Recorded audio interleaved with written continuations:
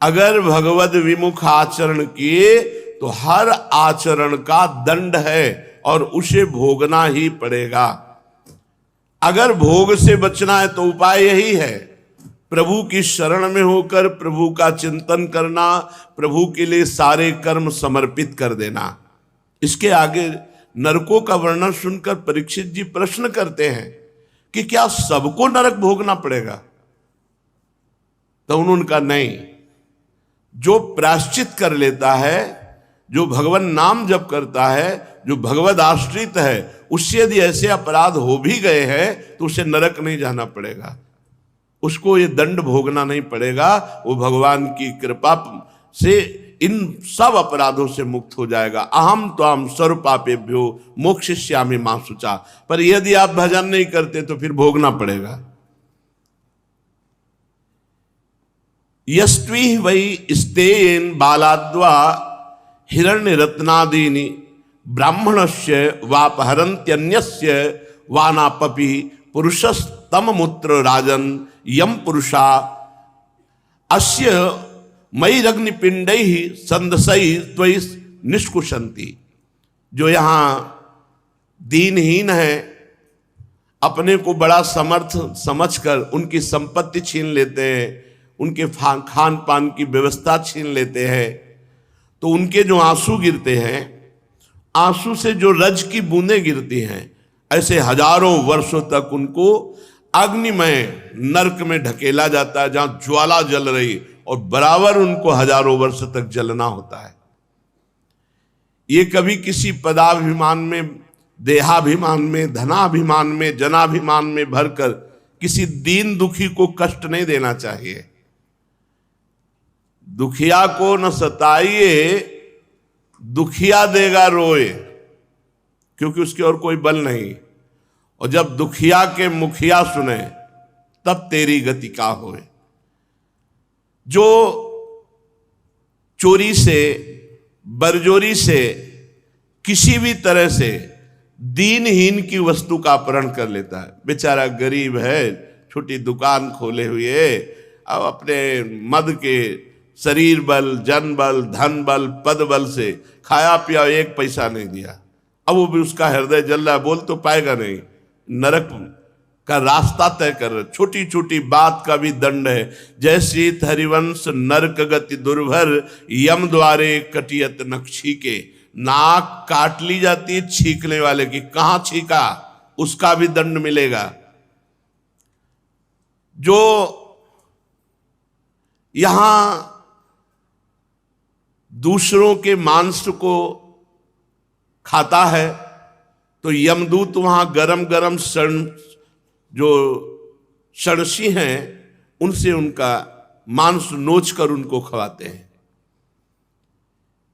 यदि कोई पुरुष अगम्या स्त्री से संभोग करता है, जिससे जो पूज्य है, बहन है, बेटी है, बड़े भाई की पत्नी है, छोटे भाई की पत्नी है, बड़े भाई की पत्नी माता के समान, छोटे भाई की पत्नी बेटी के समान, अगर जो अगम्या स्त्री का संभोग करता है तो उस, या कोई स्त्री अगम्य पुरुष से व्यभिचार करती है तो उन दोनों को तप्त शूर्मी नामक नरक में ले जाया जाता है और पहले उनकी कोड़ों से पिटाई होती है, फिर तावमुत्र कषया ताडयंती स्टिग्मया शूर्म्या लोहमय्या पुरुष मालिंगयंती स्त्रियम चा पुरुष रूपया शूर्म्या। वहां तपाए हुए लोहे का पुरुष और तपाए हुए लोहे की स्त्री बनी है।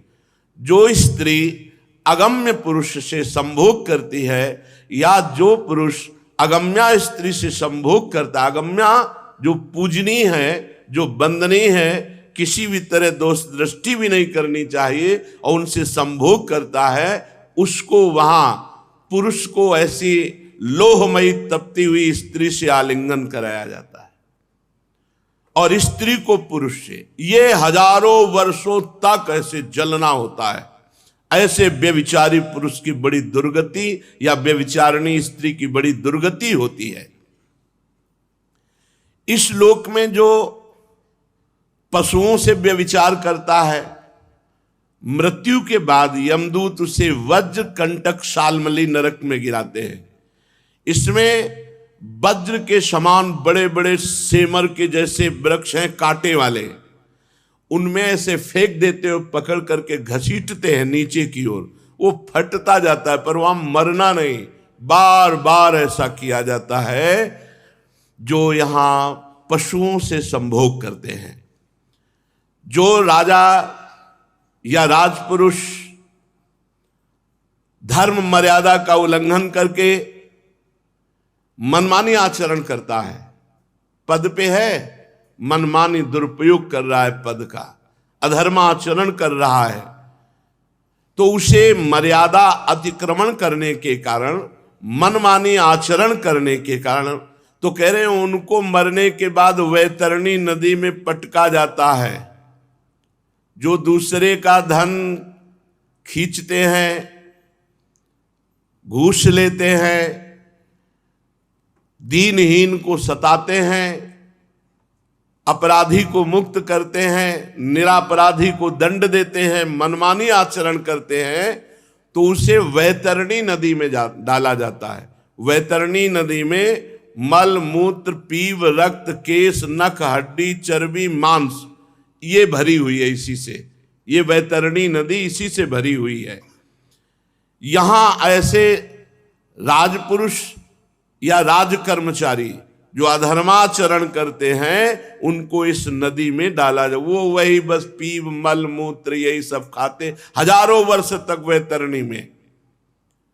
वहां मरना तो है नहीं, शरीर तो छूटता नहीं है, पाप का दंड भोगना पड़ता है, प्राण व्याकुल होते हैं उसी वैतरणी में जहां मलमूत्र पीव रक्त केश।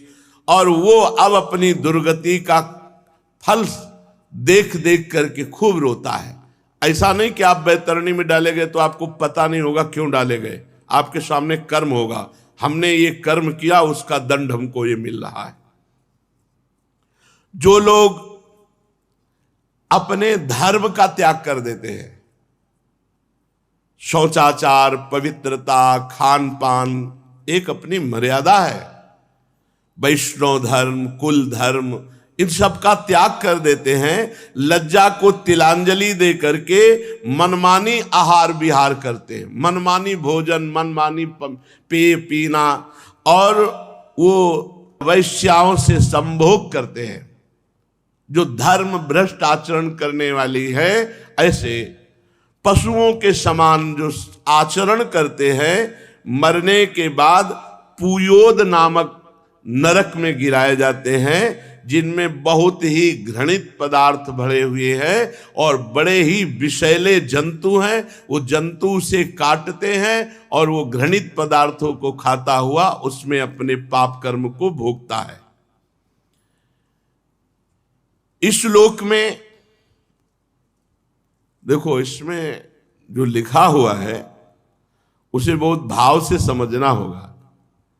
यहां भाई लिखा है इसलिए हम आपको बता रहे हैं, कुत्ता पालने का विरोध नहीं है, पालिए, वो गृह का द्वारपाल है, दरवाजे पर व्यवस्था दीजिए, भोजन दीजिए, आप बढ़िया, हम कह रहे खूब कपड़ा लत्ता भी पहनाइए, लेकिन रसोई में मत ले जाइए, ठाकुर जी का भोग लगना है। बहुत विचित्र खेल हो रहे हैं और ये सब नरकगामी खेल हैं, मनमानी आचरण नहीं। अच्छा, उसको ये ज्ञान नहीं होता कि हमें शौच कहाँ करनी, लघु शंका कहाँ करनी है, और ऐसा बढ़िया साबुन से नहला धुला, हम कह रहे बढ़िया करो, दरवाजे के बाहर रखो, रसोई में नहीं, घर में नहीं, उसके लिए एक अलग कमरा बनवा दो, धन है तो उसके लिए एक अलग फ्लैट खरीद दो, अलग व्यवस्था कर दे उसकी। पर अपने जहाँ ठाकुर जी के लिए भोग बनना है, सब रसोई, वहाँ घर में कुत्ते का प्रवेश नहीं है, घर में नहीं, दरवाजे के बाहर का है। भागवत में इसमें लिखा हुआ है दरवाजे के बाहर पालो, क्योंकि आजकल बहुत लोग पाल रहे हैं अलग अलग के। हमें लगता है बढ़िया है, पशु सेवा होनी चाहिए, हम तो प्रणाम करते हैं जो, पर घर में पालने के लिए एक मर्यादा बनाई गई है कि वो रसोई और जहाँ पवित्र स्थान है वहाँ नहीं, घर के बाहर पाले। जो शिकार आदि करते हैं जीवों का, तो इनको कुत्ता पालने वाले को, शिकार करने वाले को मरने के पश्चात प्राण रोध नरक में डाला जाता है। वहां यमदूत उनके प्राणों को बहुत कष्ट देते हैं। जो शिकार करते हैं उनको लक्ष्य बनाकर बाणों से बेंधते हैं यमदूत। भागवत 10वां शास्त्रम प्रमाणम ते ये त्वी वै दंभिका दंभ यज्ञेषु पशून विशसंति तान मुस्मिन लोके वैशसे नरके पतितान निरपतयो यातयित्वा विशसंति। जो अपनी जबान की पुष्टता के लिए बकरा और अन्य पशुओं की बलि देते हैं कि इससे देवी देवता प्रसन्न होते हैं, ऐसा विधान नहीं है। इसीलिए लिखा है ये तुई वै दंभिका दंभ यज्ञेषु पशून विशसंति तान मुस्मिन लोके वैशसे नरके पतितान निरपतयो यातयित्वा विशसंति। जो यहां दूसरे पशुओं की देवी देवताओं का निमित्त बना करके बलि देते हैं, उनको विशसन नाम के नरक में डाला जाता है और ठीक वैसे ही उनको करोड़ों बार काटा जाता है जैसे यहां पशुओं को काटते हैं। नहीं करना चाहिए। देवी देवता को प्रसन्न करना है तो उपवास करो, अपने को कष्ट दो, भूख प्यास सहो, नाम जप करो, मंत्र जप करो, तो उस देवता को प्रसन्न कर सकते हो। हमारा शास्त्र श्रीमद् भागवत कहता है कि ऐसे लोगों को बहुत कष्ट देने वाले विवसन नामक नरक में डाला जाता है और वहां बहुत प्रकार से वैसे उनको काटा जाता है। जो अपने गोत्र की भार्या से सहवास करता है, शास्त्रीय मर्यादा में गोत्र नहीं मिलना चाहिए ब्याह होने में, उस पापी को लाला भक्ष नामक नरक में डाला जाता है और वहां उसे सप्तम धातु पान कराई जाती है। जो कोई राजा या राजपुरुष अपने बल के घमंड में आकर के किसी नगर में आग लगवा देता है, किसी घर में आग लगवा देता है, किसी फसल में आग या लगा देता है, या किसी को विश्वासघात से विष खवा देता है कोई, या किसी की विश्वास वृत्ति पर धोखा देकर के उसके धनादि का अपहरण कर लेता है, तो उसको मरने के बाद सार में आदन नामक नरक में डाला जाता है, जहां बड़े बड़े वज्र के से दांत वाले 720 कुत्ते एक एक के ऊपर छोड़े जाते हैं, चिथड़ा उड़ा देते हो। मरना है नहीं वहां। जो कोई यहां किसी की फसल में आग लगा देता है, किसी के घर में आग लगा देता है, या व्यापारियों की टोलियों को लूट लेता है, या किसी को विश्वासघात करके विष आदि के द्वारा मार देता है, तो उसे सार में आदन नामक नरक में, जहां वज्र जैसी दाढ़ वाले 720 कुत्ते छोड़े जाते हैं और उसे चिथड़ा उड़ाते रहते हैं। इस लोक में जो किसी की झूठी गवाही देता है या व्यापार के समय बहुत झूठ बोलता है, नरक मिलेगा भाई, मुनाफे में नरक मिलेगा। हम कह रहे हैं कि सबको पता है कि व्यापार मुनाफे के लिए किया जाता है। ये 160 रुपया मीटर आपको लेना हो तो लीजिए, नहीं तो ना लीजिए, वो बात चलेगी। कसम क्यों खाते हो? आपके लिए, केवल आपके लिए।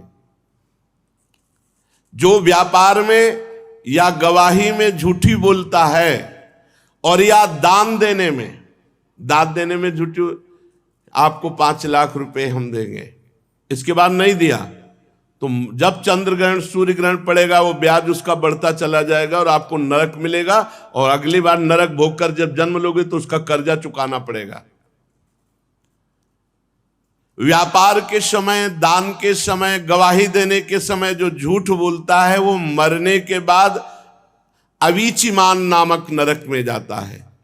यहां 100 योजन की ऊंचाई से उसे सर के बल नीचे गिराया जाता है और वो नीचे ऐसे नुकीले पत्थर पड़े होते हैं जिनमें चिथड़ा उड़ जाता है, मरना है नहीं, फिर ऊपर लाके फिर डाला जाता, इसीलिए इसका नाम अवीचिमान नरक है। यहां गिराया जाने पर जैसे तरबूजा फट जाए ऐसे फट जाता है, प्राण निकलते नहीं, बार बार फिर जुड़ता है, फिर ऊपर से पटका जाता है। जो यहां प्रथम वर्ण में जन्म लेकर के या द्वितीय तृतीय वर्ण में जन्म लेकर के शराब पीता है, सीधे नरक की प्राप्ति है। भगवान चातुर्वर्ण मया सृष्टा गुण कर्म विभागशः, भगवान के द्वारा रचा हुआ है ये। जो मद्यपान का अर्थात शराब पीता है उसे अयःपानम नाम के नरक में गिराया जाता है। शराब महान पंच पापों में ये कही गई, शराब नहीं पीना चाहिए, शास्त्र निषेध करता है। ये राक्षसों के लिए है, मनुष्यों के लिए नहीं। जो शराब पीते हो वो ये ध्यान से सुन ले, केवल शराब पीने मात्र से उसको नरक में डाला जाएगा। और कैसे? अयःपान नामक नरक में। इसमें क्या होता है? इसमें छाती पे पैर रखकर यमदूत उसके मुख में गलाया हुआ लोहा पिलाते हैं। बंद कर दो भैया ये शराब पीना, ना मानोगे तो आगे जाके भोग लोगे, मान लोगे तो अभी प्रायश्चित हो जाएगा। पराई स्त्री का संभोग करना, मदिरा पान करना, मांस खाना, जुआ खेलना और स्वर्ण की चोरी करना, ये पंच महापाप हैं। मदिरा पान इनमें है। जितने भाई मदिरा पीते हैं प्रार्थना है बंद कर दो, नहीं छाती में लात रख कर तुम्हारे मुंह में गला हुआ लोहा पिलाया जाएगा नरक में। और ये हो कि अरे यार कहाँ नरक स्वर्ग है, तो देख लो इसी जन्म में देखो, माँ के गर्भ में रहे तुम्हें याद नहीं है। ऐसे तुम यहाँ आके बताओगे तो नहीं कि नरक भोग के आए हैं, क्योंकि याद नहीं रहेगा, भोगना तो पड़ेगा ही। उसके मुंह में गलाया हुआ लोहा डाल डाल कर पिलाया जाता है जो शराब पीते हैं। जो पुरुष इस लोक में पाखंड करते हैं, तपस्या का, विद्या का, आचार का, वर्ण का, ये सब पाखंड नहीं। स्वधर्मो निधनो श्रेया परधर्मो भयावहा। अपने धर्म का दृढ़ता पूर्वक पालन करो, नाटक मत करो, पाखंड मत करो, दिखावा मत करो। अगर किसी आश्रम वर्ण तपस्या आदि का पाखंड करते हो तो आपको इस बात का दंड मिलेगा। यहां तो कोई नहीं जानता लेकिन भगवान जान रहे हैं।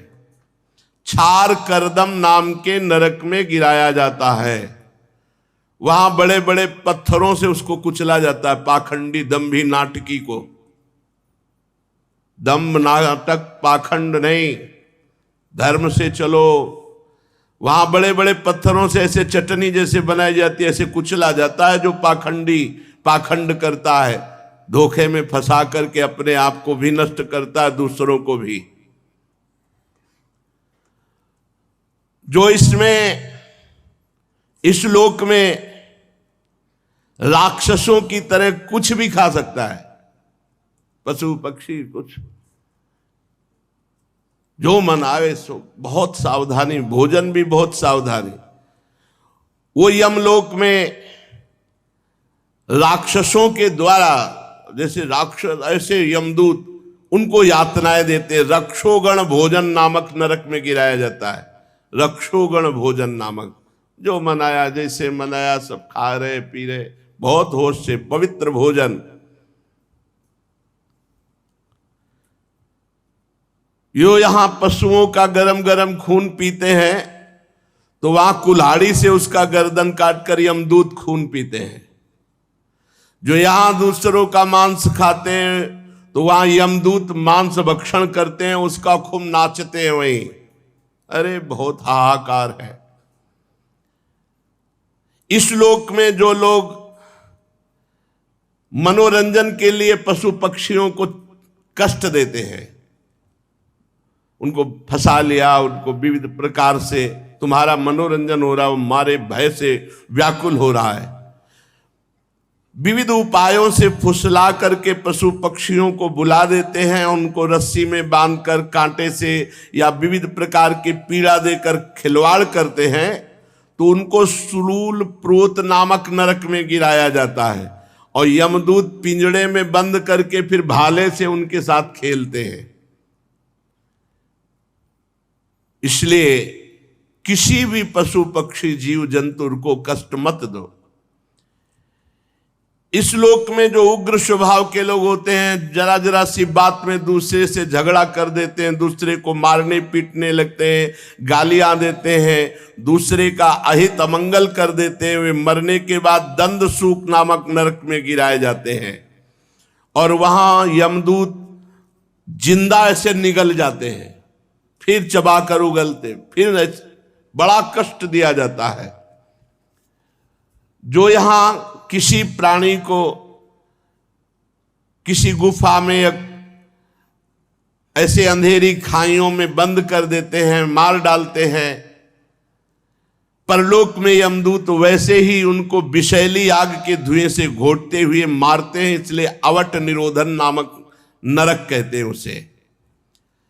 जिस गृहस्थी के घर में कोई साधु महात्मा या भिक्षा मांगने वाला या अतिथि आया और वो उसे क्रोध दृष्टि से देखता है, मानो कोई अपराधी को देखता है, जैसे वो राधे श्याम मांग रहा है तुम्हारे दरवाजे, ऐसा अतिथि धर्म है, कोई भी दरवाजे पे आ जाए तो पहली बात तो आप मृदु वचन बोलिए, राधे श्याम कैसे आगमन हुआ।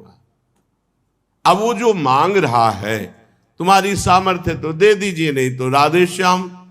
और जल आदि तो सबके पास होता है, मृदु भाषण, आसन और जल, ये तीन के द्वारा तो सब कोई स्वागत कर सकता है। इसके बाद आपकी श्रद्धा नहीं तो आप ना कह दीजिए, पर कठोर वचन और क्रूर दृष्टि से देखना ये नरकगामी होना है।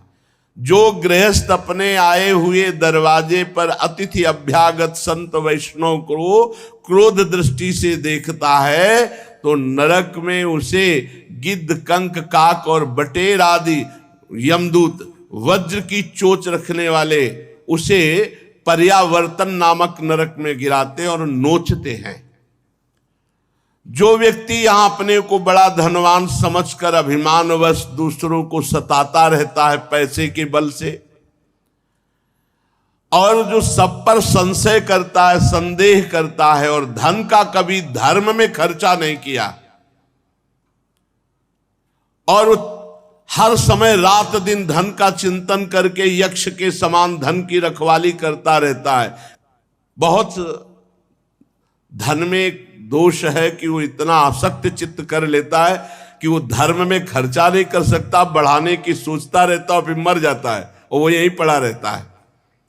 ऐसा नराधम मरने पर सूची मुख नामक नरक में गिरता है और वहां उसके अर्थ पिशाच शरीर को सुइयों से सिया जाता है, पूरे शरीर को यमदूत उसे सीते हैं। ऐसे राजन, ऐसे सैकड़ों हजारों नरक हैं। जो भगवान से विमुख होकर के मनमानी आचरण करता है वो इन अधिकांश सब नरकों को भोगता है। जब नरक से बचे हुए कुछ पाप होते हैं और स्वर्ग से बचे हुए कुछ पुण्य होते हैं तो दोनों को मिलाकर फिर इस मनुष्य शरीर की रचना होती है। ये हमने तुम्हें 14 भुवन का वर्णन सुनाया, ब्रह्मांड कोश का वर्णन किया। भगवान अपनी माया से ऐसे अनंत ब्रह्मांडों की रचना करते हैं। मनुष्य को चाहिए कि जितना ये सुना, ऊपर नीचे के लोक और नरक ज्योतिर्गण सब ये भगवान का सब मायामय निर्माण है, इससे मन हटाकर भगवान में लगाना चाहिए। ये सब मायामय है, जादू का तमाशा है। राजा परीक्षित ने कहा, महाराज ये नरकों की बात सुनकर तो बड़ी घबराहट पैदा हो गई, अच्छे अच्छे की घबराहट हो। तो महाराज आपने ये जो नरकों का वर्णन किया, इससे बचने का कोई उपाय है? क्योंकि किसी न किसी प्रकार से सबसे पाप बन जाते हैं। अनेक प्रकार की भयंकर यातनाएं नरक की सुन करके तो घबराहट पैदा हो गई। क्या कोई ऐसे कार्य करके बच सकता है? कोई उपाय है जिससे नरकों से बचा जा सके? जो उपाय बता रहे हैं वो कर लेना चाहिए सबको। नहीं, गलतियां सबसे होती है, बहुत छोटी छोटी गलतियों का भी दंड। अब तितली की गुदा में कांटा डाल के छोड़ दिया मांडव्य ऋषि ने, तो सूली उनके गुदा में डाल करके कटनी ही पड़ी, निकाल नहीं पाए। सोचो, इतने बड़े ऋषि को ये दंड भोगना पड़ा, जो इतना तप परायण थे, बड़े बड़े महापुरुषों को।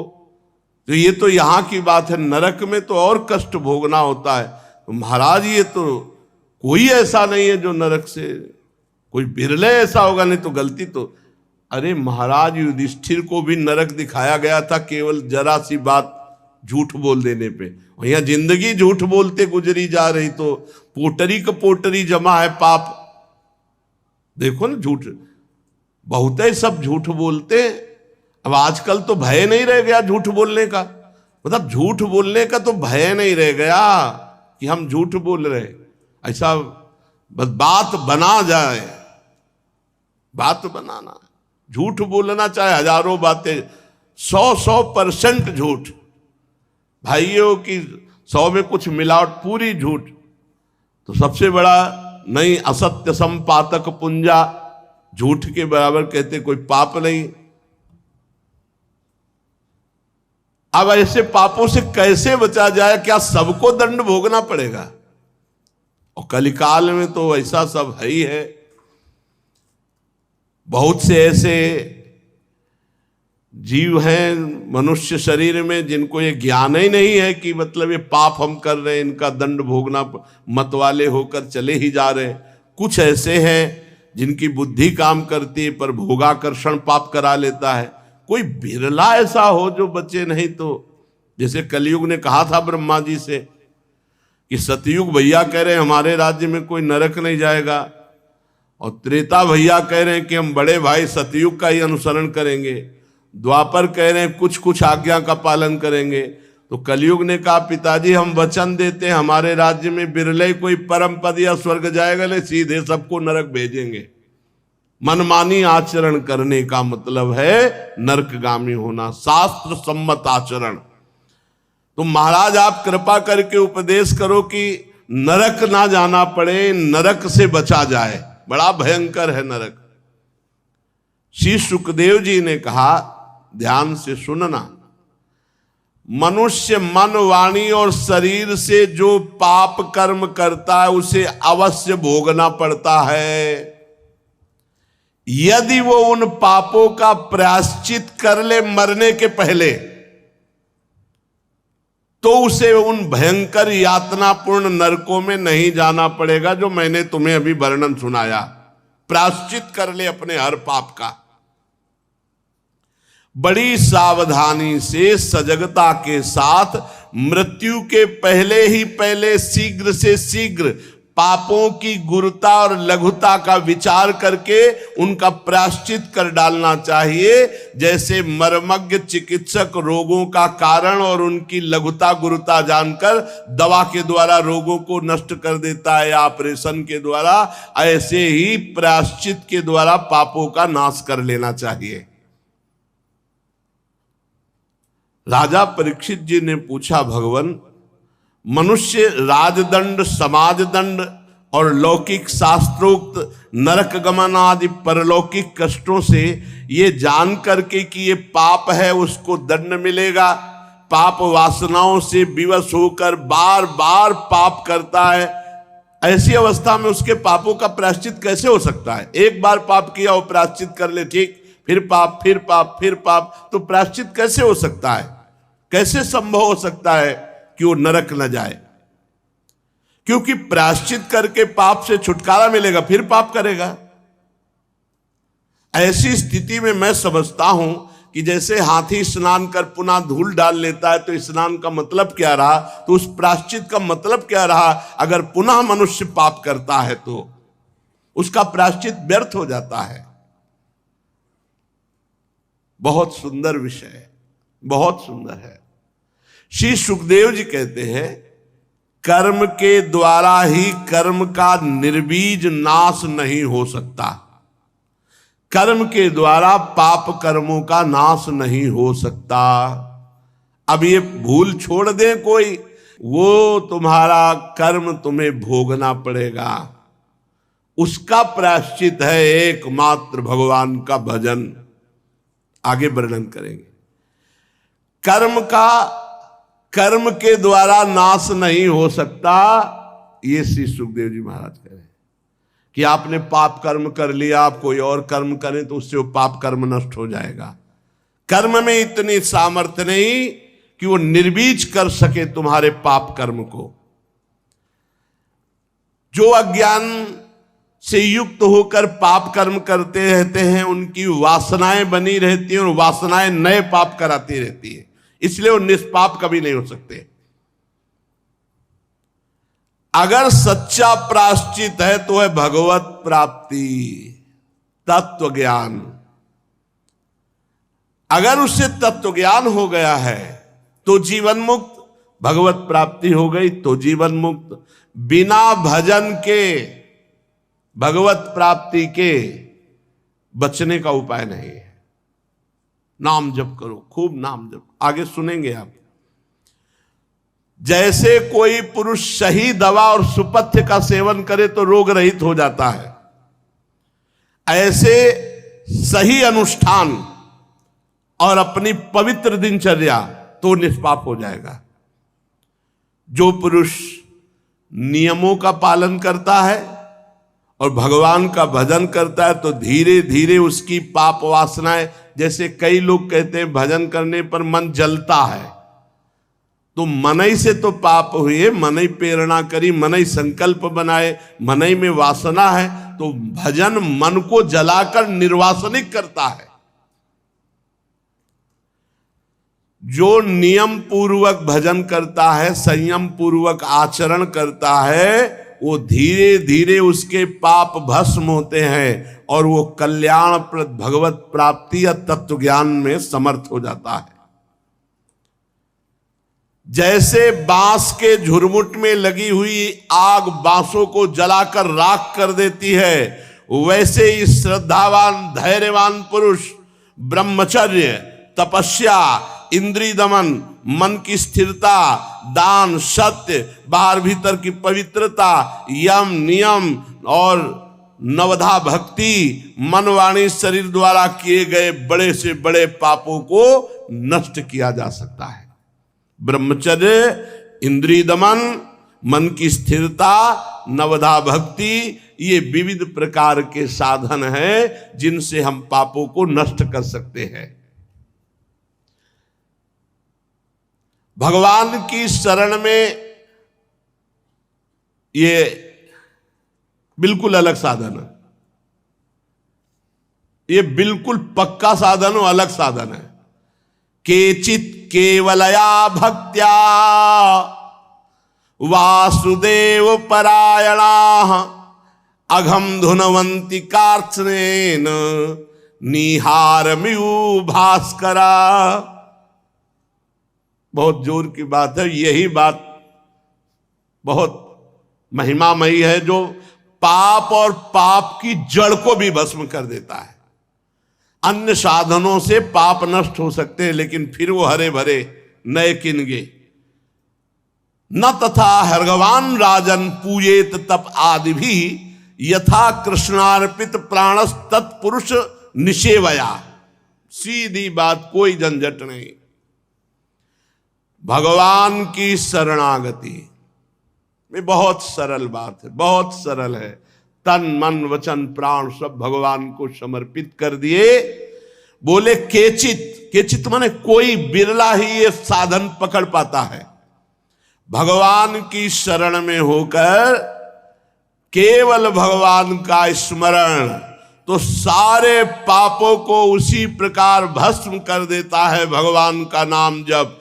जैसे सूर्य उदय होते ही कुहरे का कहीं पता नहीं चलता, ऐसे ही पाप प्रवृत्ति दोनों का नाश भगवान की शरण में होकर नाम जप। अघम धुनवंती कार्त्स्नेन, सारे पाप उसके धुल जाते हैं। ये खुद कह रहे श्री सुखदेव जी। ये अन्य साधनों से ऐसा नहीं होता, तपस्यादि के द्वारा भी ऐसा नहीं होता कि जड़ से पाप नष्ट हो जाए। जगत में ये सबसे निराला पंथ है, भगवान का आश्रय लेकर, शरणागति लेकर भगवान का नाम जप, ये सर्वश्रेष्ठ है।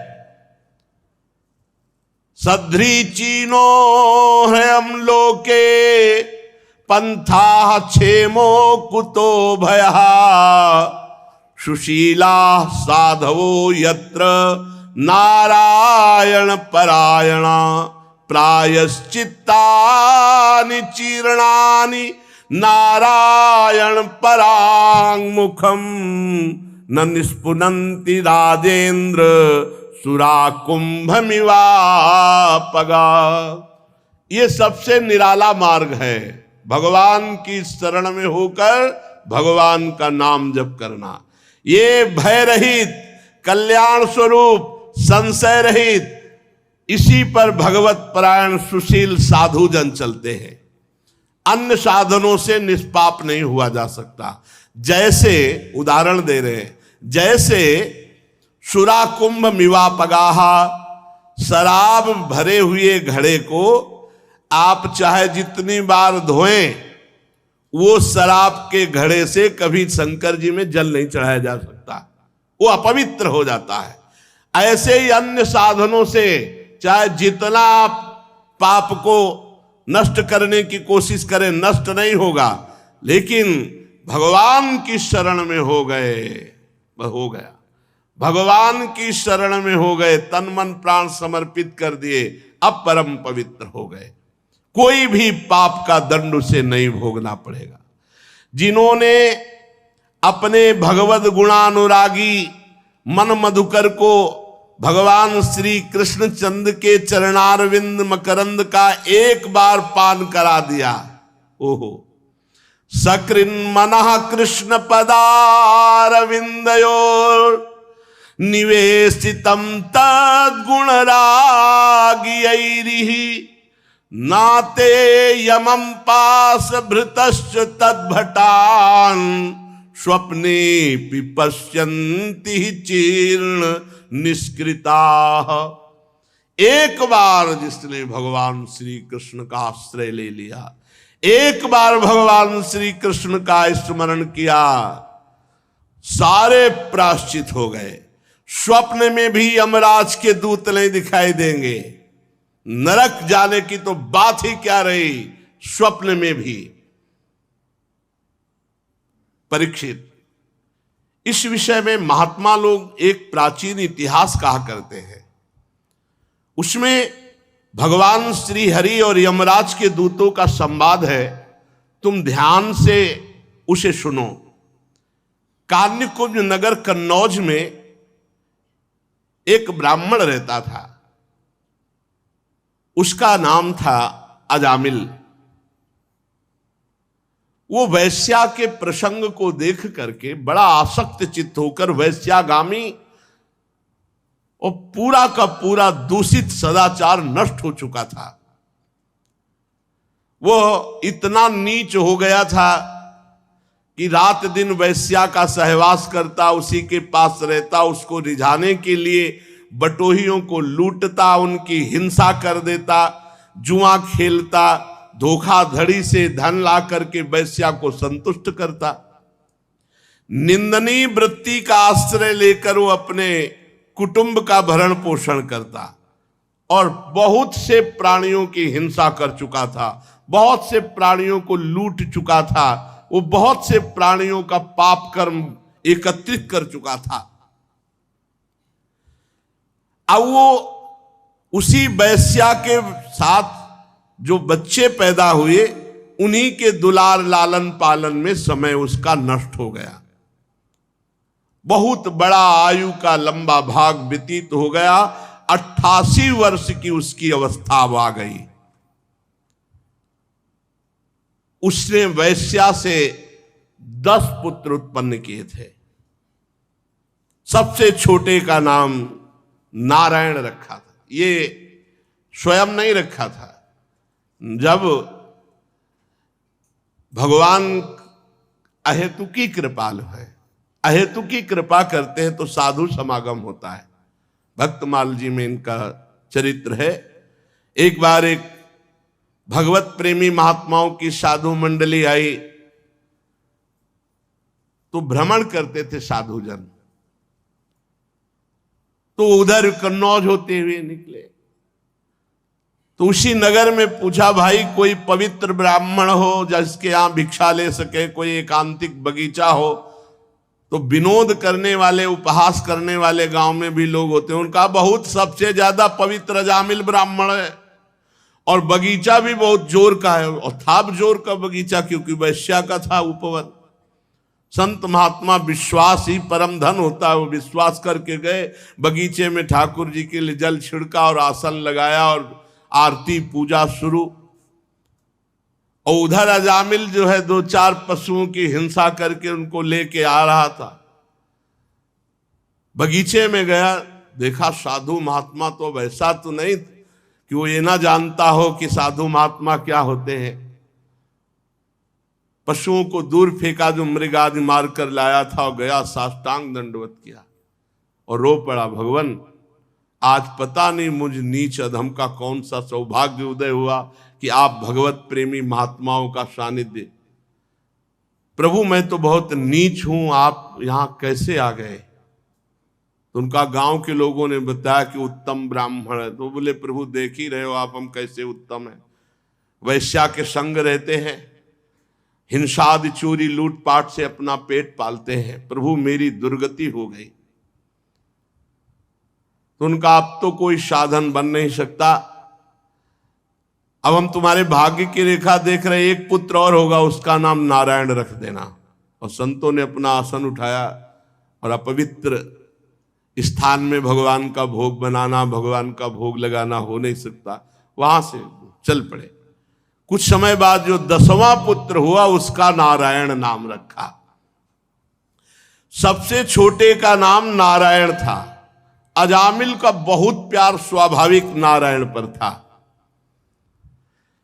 देखो घर परिवार में भगवान नाम ही रखना चाहिए तो बहुत अच्छा रहता है। बार बार अब देखो उसको इसी पुत्र से प्यार था तो नारायण, इधर नारायण, कितना बढ़िया भाग्य। और ऐसे रखे जाते थे, नाम ऐसे रखे जाते थे। अब चला है कुछ ऐसा नाम, और ऐसे ऐसे नाम है कि इनका कोई अर्थ है नहीं है, कोई अर्थ है नहीं है। पहले नाम राम कुमार, कृष्ण कुमार, हम ऐसे नाम रखे जाते थे। भगवान नामों से रखा जाता था कि कई बार बुलाया जाए तो वाणी पवित्र हो जाए। तो अब ऐसे नाम रखे जाते हैं। तो हमें लगता है कि भगवान नाम विचार पूर्वक रखना चाहिए। तो अब जैसे किसी का नाम आप रख दो हरिवंश, तो आप दिन में सैकड़ों बार हरिवंश हरिवंश, राधा तो सैकड़ों बार राधा राधा, ऐसे भगवान नाम रखना चाहिए। नाम जरूर भगवान रखना, कल्याण हो। मान लो किसी से प्यार हो जाए, बच्चा बच्ची किसी से, वो अंतिम समय ऐसे पुकारे राधा, तो काम बन जाएगा। देखो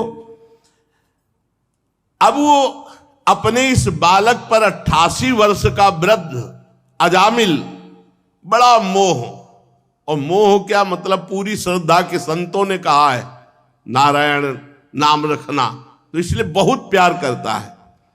संपूर्ण हृदय अपने बच्चे को दे दिया, नारायण बच्चे को। अब वो बच्चा तोतली बाली, बाल सुलभ खेल, अजामिल आसक्त हो गया। अजामिल उसी के साथ खाता पीता, उसी के साथ समय ज्यादा व्यतीत करता। अब जिसको पता नहीं होता, असावधान व्यक्ति के ऊपर मृत्यु का प्रहार होता है, मृत्यु सिर पर आ पहुंची। मूर्ख और बूढ़ा अजामिल, मृत्यु का समय जब आया तो थोड़ी दूर पर बालक खेल रहा था, बोलने की हिम्मत थी तो एक आवाज बोली, नारायण। अपने बच्चे को बुलाया। ये तो कहो संत कृपा से नारायण नाम रखा, हाँ बढ़िया नाम रखना चाहिए। अब तो कुछ पता ही नहीं चलता कि नाम क्या, कौन कौन से नाम। पहले तो विचार पूर्वक नाम रखे जाते थे, ऋषि मुनियों से विचार करवाया जाता फिर नाम रखा जाता था।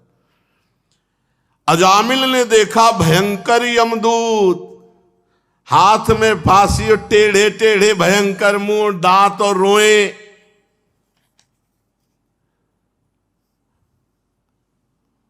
सोच लघु शंका देख के निकल जाती, देख के ऐसे है यमदूत, ऐसे थोड़ी यमदूत है। देख के लघु शंका सोच छूट जाती है मरने वाले की। व्याकुल होकर ऊंचे स्वर से पुकारा, नारायण। बलिहार, संतों की बलिहार कि ऐसी अंतिम बात बन गई, अंतिम बात बन गई। ज्यों ही नारायण पुकारा कि दिव्य चतुर्भुज भगवान नारायण के पार्षद दो उपस्थित हो गए। झटपट आकर यमदूतों की फांसी काटी। अजामिल के सूक्ष्म शरीर को अभी वो खींच ही ना शुरू ही किया था, भगवान के दूतों ने, श्रीहरि दूतों ने बलपूर्वक उन्हें डांट कर रेप और यमपास काट दी।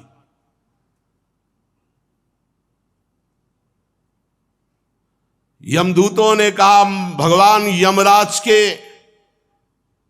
इस धर्म विधान का निषेध करने वाले तुम कौन हो सकते हो? भगवान धर्मराज की आज्ञा का उल्लंघन कर दे त्रिभुवन में ऐसा कोई नहीं। कौन हो आप? किसके दूत हो? कहां से आए हो? तुम क्यों रोक रहे हो इस महापापी को नरक ले जाने से? देखने में तो तुम देवता जैसे सिद्ध श्रेष्ठ दिखाई दे रहे हो। हम देख रहे हैं कि तुम्हारे कमल के समान नेत्र हैं, तुम पीले पीले रेशमी वस्त्र धारण किए, सिर पर मुकुट, कानों में कुंडल, गले में कमल हार, सबकी नवीन अवस्था, चार चार भुजाएं, सभी के कर कमलों में धनुष, तरकस, तलवार, गदा, शंख, चक्र, कमल आदि सुशोभित। तुम लोगों की अंग कांति से दिशाओं का अंधकार दूर हो रहा है। हम धर्मराज के सेवक हैं, हमें तुम लोग क्यों रोक रहे हो? यमदूतों ने जब इस प्रकार कहा तो भगवान श्री हरि के आज्ञाकारी पार्षदों ने हंसकर मेघ के समान गंभीर वाणी में उनसे कहा, यमदूतों, यदि तुम सचमुच धर्मराज के आज्ञाकारी हो तो बताओ धर्म का लक्षण क्या है? तुम यदि धर्मराज के दूत हो तो धर्म का लक्षण क्या है? धर्म का तत्व क्या है? दंड किस प्रकार दिया जाता है? दंड का पात्र कौन है? मनुष्यों में सभी पापाचारी दंडनीय है या उनमें से कुछ? यमदूतों ने कहा, आपने पूछा धर्म का लक्षण क्या है, तो वेद जिन कर्मों का विधान करते हैं उन्हें धर्म कहते हैं, और वेद जिसे रोकते निषेध करते हैं उसे अधर्म कहते हैं। और वेद स्वयं भगवान का स्वरूप है। भगवान की श्वास प्रश्वास से वेदों का प्रादुर्भाव हुआ है। जगत के रजोगुण, सतोगुण, तमोगुण, इन तीनों से सभी प्राणी पदार्थ ओतप्रोत हैं। सभी की मनोवृत्तियां तीनों गुणों में रहती हैं, सतोगुण, रजोगुण, तमोगुण। तीनों गुणों से कर्म होते हैं, उसके अनुरूप उनका विभाजन होता है। सूर्य, अग्नि, आकाश, वायु, इंद्रियां, चंद्रमा, संध्या, रात दिन, दिशाएं, जल, पृथ्वी, काल, धर्म, ये गवाही होते हैं। रात दिन में सतोगुण, रजोगुण, तमोगुण से जो भी कर्म होते हैं उन कर्मों के ये गवाही होते हैं। सूर्य, अग्नि, आकाश, वायु, इंद्रियां, चंद्रमा, संध्या, रात दिन, दिशाएं, जल, पृथ्वी, काल और धर्म, ये गवाही होते हैं। एक एक सेकंड के कर्म का हिसाब है। इनके द्वारा पता चल जाता है कि ये धर्मात्मा है या अधर्म है, और फिर दंड के पात्र का निर्णय होता है। पाप कर्म करने वाले सभी मनुष्य अपने अपने पाप कर्म का दंड जरूर भोगते हैं। निष्पाप पुरुषों, जो प्राणी कर्म करता है, गुणों से संबंध होता है, उसे सारे पापों का कर्म भोगना पड़ता है, जो उसका दंड भोगना पड़ता है। कोई भी देहवान ऐसा नहीं जो पाप ना करे या पुण्य ना करे, और जो पाप पुण्य करेगा उसे भोगना पड़ेगा, अवश्य में भोक्तव्यम। इस श्लोक में जो मनुष्य जिस प्रकार का जितना अधर्म या धर्म करता है, परलोक में उसका उतना वैसा ही फल भोगना पड़ता है। हे देव शिरोमणियों, सतोगुण, रजोगुण और तमोगुण, तीनों गुणों के भेद के कारण इस लोक में 3 प्रकार के प्राणी देखे जाते हैं: पुण्यात्मा, पापात्मा और पुण्य पाप दोनों से युक्त। उसका परिणाम होता है पुण्यात्मा सुखी, पापात्मा दुखी, और पुण्य पाप मिश्रित सुख और दुख दोनों से युक्त होता है। वर्तमान समय में किए गया आचरण भविष्य का परिणाम दिखा देता है। वर्तमान में किया गया आचरण क्या भविष्य में इसकी दुर्गति होगी कि सदगति होगी। वर्तमान में जन्म जो हुआ, पाप और पुण्य जैसे भी किए गए, तो भविष्य में उसको दंड भोगना ही पड़ता है।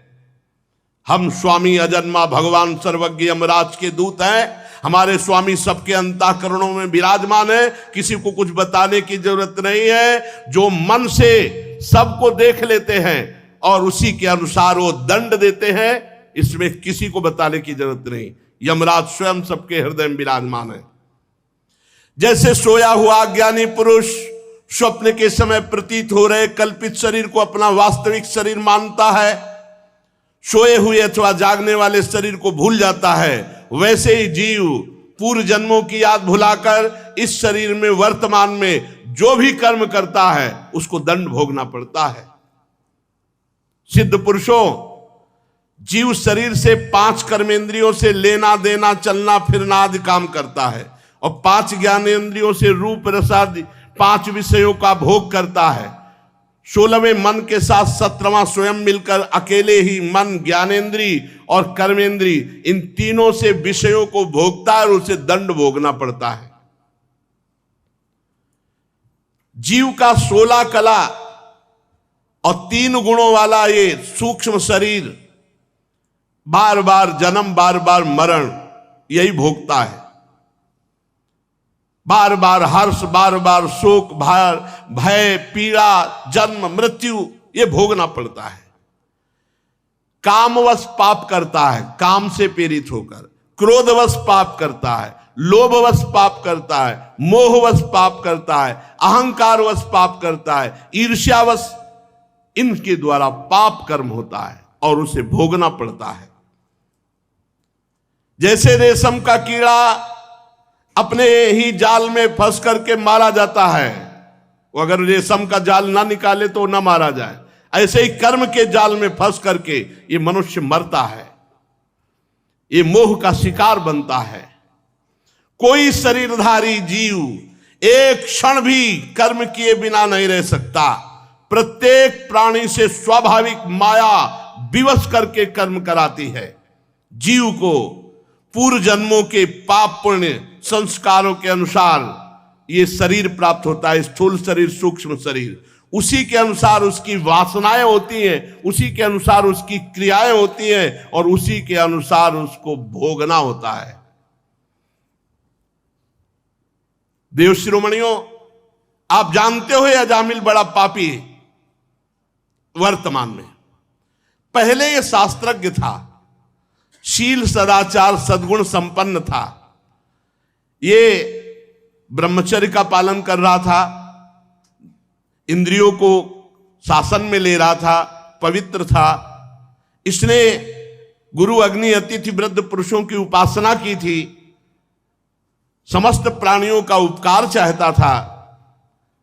पर एक दिन ये अपने ब्राह्मण पिता के आदेशानुसार वन में गया और वहां से फल फूल समिधा कुश लेकर लौट रहा था।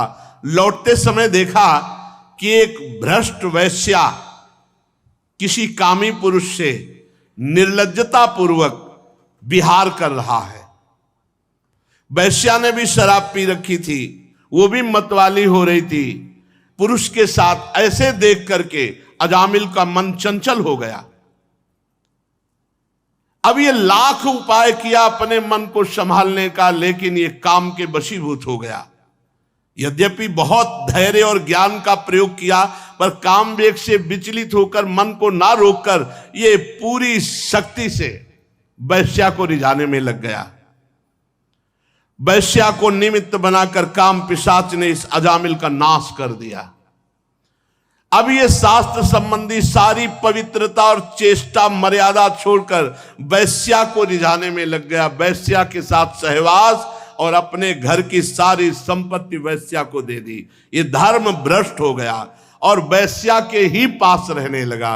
अब सुंदर सुंदर वस्त्र आभूषण आदि से वैश्या को प्रसन्न करना, धीरे धीरे धीरे धीरे चोरी, हिंसा, जुआ, शराब सब आ गए दोष।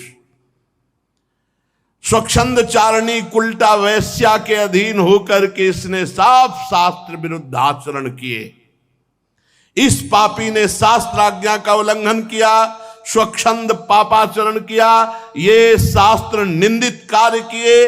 ये वैश्या के मल समान शरीर और अन्न से पला, इसलिए अब हम इसे ले जाएंगे और नरक में यंत्रणा देकर इसको पवित्र करेंगे। हम इस पापी को दंड पानी भगवान यमराज के पास ले जाएंगे, वहां जाकर ये दंड भोगेगा, तब पवित्र होगा। ये सुनकर भगवान के पार्षदों ने हंस दिया और कहा, यमदूतों, बड़े आश्चर्य की बात है कि तुम धर्मराज के दूत हो और पूर्ण धर्म का तुम्हें ज्ञान नहीं। तुम एक निरपराध को अब दंड दे रहे हो। भला निरपराध को दंड कैसे दिया जा सकता है? जिस समय इसने अपने अंतिम समय अपने पुत्र के बहाने बुलाया नारायण, उसी समय इसके सारे पाप नष्ट हो गए।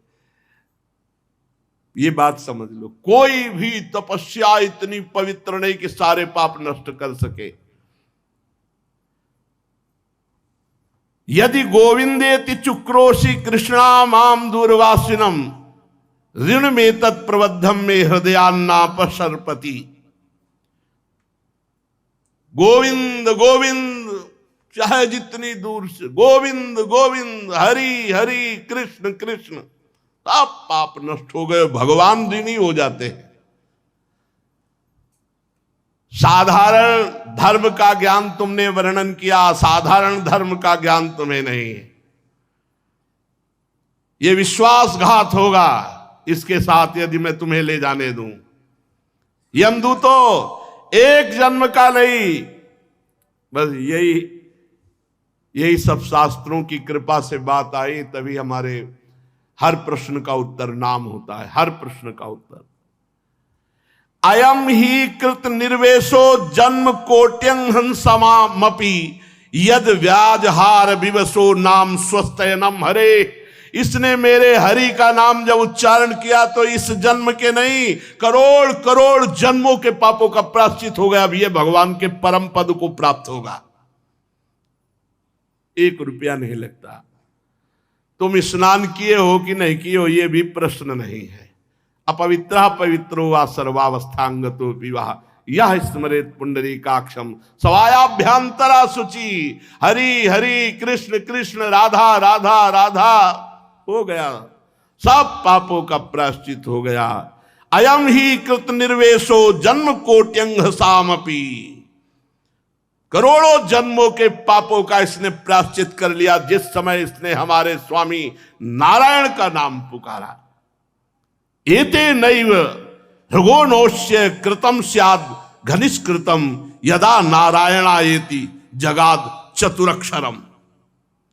जिस समय 4 अक्षर पुकारा नारायण, उसी समय ये पूर्ण निष्पाप हो गया, पूर्ण निष्पाप हो गया, समस्त पापों का प्रायश्चित कर लिया।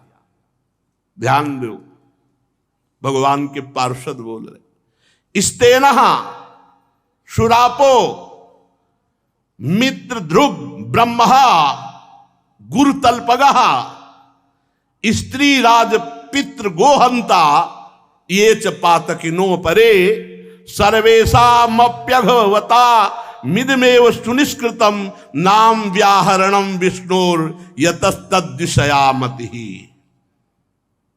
चोर, शराबी, मित्रद्रोही, ब्रह्मघाती, गुरुपत्नीगामी, ऐसे लोगों का संगी, स्त्री, राजा, पिता, गौहत्या, चाहे जितना बड़ा पाप हो गया हो और भगवान की शरण में आकर ये उच्चारण कर दे हरि हरि हरि कृष्ण कृष्ण कृष्ण गोविंद गोविंद गोविंद, बस सब पापों का प्रायश्चित हो गया। अहम त्वं सर्व पापेभ्यो मोक्षयिष्यामि मा शुचः। इसीलिए भगवान की शरण में होकर भगवान का नाम जप करो, बस सब मंगल ही मंगल है, आप चिंता मत करो। इसमें कौन सा पैसा लगता है? हृदय से भगवान के आश्रित हो जाओ और खूब नाम जप करो। अरे पाप की तो बात जाने दो, भगवत प्राप्ति हो जाएगी, भगवान की सानिध्य का निरंतर अनुभव होगा। खूब नाम जप करो, भगवत आश्रित रहो। शेष चर्चा आगे। श्री राधा वल्लभ लाल की जय।